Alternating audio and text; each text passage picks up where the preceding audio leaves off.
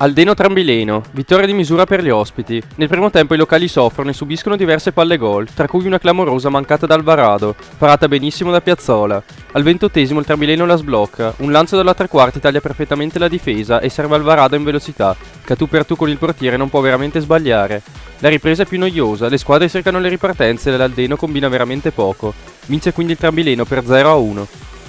Cristoria azzurra. Grandi emozioni in questo match pirotecnico. I locali si portano avanti al quarto d'ora con la rete di Uca di testa. Nella ripresa succede veramente di tutto. Al 47esimo Zichella viene espulso, indirizzando la partita a favore dell'azzurra. Al 61esimo arriva infatti il pareggio su rigore di Rigotti. Al 73esimo però Brida sorpresa porta avanti di nuovo i locali.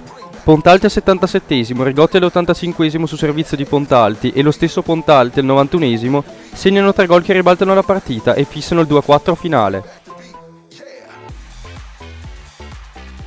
Dolasiana Montebaldo. Gli ospiti vincono a fatica sul campo della Dolasiana. Il match è giocato molto sulla fisicità e lascia poco allo spettacolo. Gli ospiti ci provano in ripartenza, ma l'occasione più grossa capita a Marchiori, che non inquadra la porta e manca il vantaggio. Il gol vittoria arriva al 37esimo e lo firma proprio Sartori. Il numero 11 punta al terzino, lo salta e con un tiro a incrociare batte Pontalti. La partita, come detto, ha pochi sussulti, ma Cobinna salva sulla linea un tiro di Merci, salvando il risultato. Vince quindi la Montebaldo per 0-1.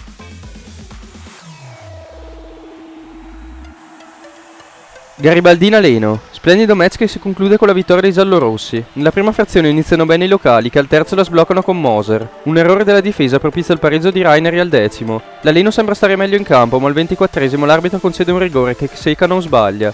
La ripresa si apre sempre con la pressione alta della Leno, ma al 51esimo Xeca fa 3-1 e di fatto chiude la partita. La rete di Michele Pezzato a 2 dalla fine serve a poco, vittoria dei locali per 3-2. Sacco San Giorgio Volano. Bel pareggio tra due ottime squadre. La partita si sblocca al 13esimo con Lanaro che insacca di testa un calcio d'angolo di Reda. La prima frazione non è particolarmente intensa, ma nella ripresa accade di tutto. Appena ripreso il match, Fazzi colpisce al volo da fuori area, ma al 49esimo Muollo accorcia le distanze sul rigore. Al 62esimo un rigore dubbio regala doppietta e pareggio a Muollo. Il Sacco protesta per un presunto rigore, ma l'arbitro non fischia. Un'espulsione per parte sono le emozioni più intense del finale. Finisce 2-2. Spormaggiore Marco. Vincono gli ospiti lo scontro al vertice. A dispetto della classifica le squadre non concedono spettacolo. Il primo tempo è noioso con un'occasione per parte. La ripresa vede il Marco alzare il ritmo. Il portiere salva con 2 miracoli il risultato, ma al 59esimo si arrende alla rete di Zocca nata da un errore difensivo. Un'espulsione per parte infiamma la partita. Lo Spormaggiore alza il baricentro alla ricerca del pari, ma Ciatti, Marco Tanello e Godino sfiorano solo il sospirato pareggio, trovando un grande Candioli a opporsi. Si conclude 0-1. Valpeio TNT Montepeller. Vince il Valpeio lo scontro salvezza. Il primo tempo è disputato meglio dai locali che producono molto prima di segnare il vantaggio al 30esimo con Redolfi con un piatto destro da dentro l'area. Al 45esimo Redolfi raddoppia su punizione la mette dove il portiere non può arrivare. Nel secondo tempo arriva l'inevitabile reazione ospite che alza il pressing ma crea poco, riuscendo però comunque a segnare all'81esimo con Bernard da fuori area. La TNT cerca il pari ma non riesce a ragionare e butta via tempo, finisce quindi 2-1.